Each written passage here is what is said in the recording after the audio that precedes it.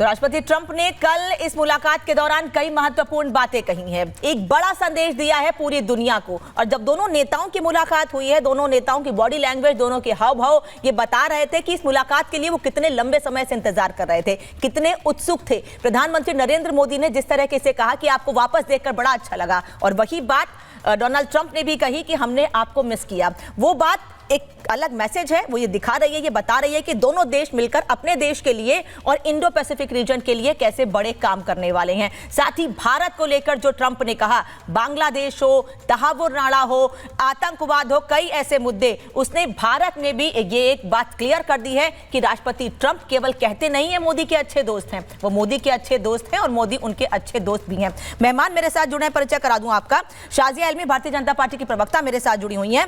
Ambassador दीपक वोहरा कुछ देर में मेरे साथ जुड़ेंगे। Colonel Shailendra Singh defence expert studio से ही मेरे साथ जुड़े हुए हैं। प्रेम कुमार जी वरिष्ठ पत्रकार साथ में हैं मेरे, और राजनीतिक विश्लेषक निखिल जैन जी इस वक्त मेरे साथ जुड़े हुए हैं। आप सभी लोगों का बहुत स्वागत है। लेकिन सबसे पहले आपको सुनाती हूं कि राष्ट्रपति ट्रंप ने किस तरह से प्रधानमंत्री नरेंद्र मोदी के लिए कहा कि वो बड़े नेगोशिएटर हैं, वो उनके और भारत के प्रधानमंत्री मोदी के बड़े अच्छे संबंध है। केवल दो लाइन में नहीं बल्कि लंबे वाक्य में उन्होंने क्या कुछ कहा प्रधानमंत्री मोदी के लिए, पहले वो सुनिए। We missed you a lot. Here's some of our friends. Thank you very much. It's a great honor to have Prime Minister Modi of India. He is a great friend of mine for a long time. We've had a wonderful relationship, and we kept the relationship during the 4-year period. The period that was a very interesting period indeed. I watched. I got to see how not to do things, and we've just started up again, and we're going to talk about trade. We're going to talk about many things, but it's really an honor to see you, and you've been my friend for a long time, and congratulations on having done a great job. Thank you. He's doing a great job in India. Everybody talks about it. He's doing a really fantastic job. A great leader. Great leader. Ambassador Vohra थोड़ी देर में मेरे साथ जुड़ेंगे, लेकिन colonel Singh, तस्वीरें जो सामने आई हैं, मैंने अभी शो की ओपनिंग में ही कुछ तस्वीरें दिखाई है, वो तस्वीरें जरा स्क्रीन पर लेके आइएगा कि कैसे प्रधानमंत्री नरेंद्र मोदी से मुलाकात करके डोनाल्ड ट्रंप ने साफ कहा कि मैंने आपको मिस किया है। मतलब पिछले 4 सालों में राष्ट्रपति ट्रंप ने प्रधानमंत्री को भी मिस किया है, भारत को भी मिस किया है, और साथ ही ये बता दिया है कि उन्होंने कैसे, जब वो सत्ता में नहीं रहे हैं, किस तरह से डिप्लोमेसी उन्होंने सीखी है, अपने अंदर और ज्यादा बदलाव किए हैं, क्योंकि पहले ट्रंप को लेकर बहुत से सवाल खड़े किए जाते थे। और जय हिंद, नमस्कार। देखिए, बड़ी सीधी मैं बात करूंगा। प्रेसिडेंट ट्रंप को कोई स्क्रिप्ट तो दी नहीं थी इंडियंस ने। दैट मीन्स उन्होंने जो कुछ कहा है अपनी खुद की इंटेलिजेंस से कहा है।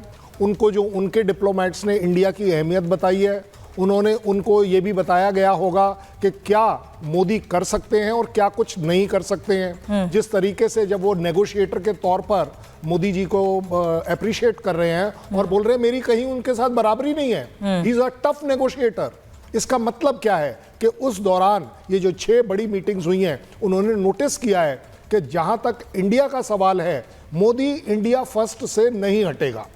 और अगर आप over a period of time देखें पिछले 10 सालों में, तो यूएस ने तो अब जाकर कहा है कि अमेरिका फर्स्ट। हम पिछले 12 साल से कह रहे हैं। सो अपने आप में पूरी दुनिया जान रही है, और एक वर्ल्ड का leader, top leader, so called super power, ये बात एक्नॉलेज कर रहा है कि नहीं, आप इस कंट्री को इग्नोर नहीं कर पाएंगे। और अगर इस कंट्री को हेड प्राइम मिनिस्टर मोदी कर रहे हैं तो उनको क्रेडिट क्यों ना मिले? क्योंकि अगर कहीं कुछ गलत हुआ तो आप ब्लेम कैसे करेंगे? तो ब्लेम भी आप उसी प्राइम मिनिस्टर को करेंगे। तो आई एम वेरी श्योर कि दोनों की जो पर्सनल केमिस्ट्री है वो एक माहौल बना रही है जहां पर हम देख पाएंगे कि हम शायद अमेरिका के साथ एक अच्छे रिश्ते ले पाएंगे, उससे डिफेंस टाइज कर पाएंगे, न्यूक्लियर टाइज कर पाएंगे, टू दी एक्सटेंट जो टैरिफ है उसके लिए स्पेशल प्लान निकाल पाएंगे। अपने आप में ये बहुत बड़ी बात है। सबसे बड़ी जो थ्रेट चल रही थी वो चल रही थी टैरिफ से रिलेटेड, और आपने देख लिया है कि अभी तक ट्रंप एडमिनिस्ट्रेशन ने कोई भी टैरिफ रिटेलिएटरी तौर पर नहीं लगाया नहीं। लेकिन निखिल जी, अब ये जो तस्वीरें सामने आ रही हैं, एक ऐसे नेता जिनको भारत में लेकर बड़े सवाल खड़े करते हैं, जो भारत में हमेशा, मुझे पता है प्रधानमंत्री हैं, दूसरी पार्टी के हैं, टारगेट पर रहेंगे, सवाल किए जाएंगे, लेकिन जैसे शब्दों का इस्तेमाल किया जाता है उनके लिए, वो सम्मान उनको नहीं दिया जाता है। भारत के बाहर जाकर दुनिया के सबसे ताकतवर देश के राष्ट्राध्यक्ष ने उनका स्वागत किया है, उनकी कुर्सी खींची, उनको बैठाया। वो तस्वीरें इस वक्त आप खुद देख रहे हैं। मैं दिखा भी देती हूँ, चलेगा तस्वीर जरा निखिल जी।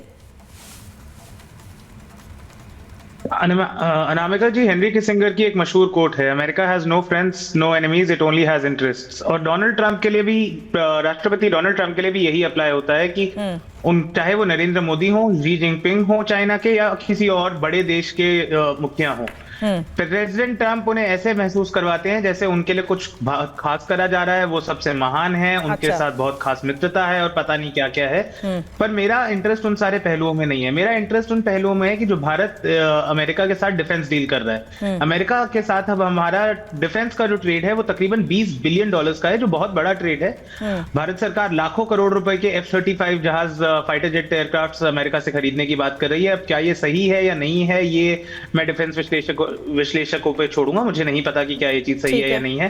ज्यादा बड़ा मुद्दा जो है वो रेसिप्रोकल टैरिफ्स का है कि किस तरीके से हम इंपोर्ट ड्यूटीज लगाते हैं अमेरिका से आने वाले गुड्स पर।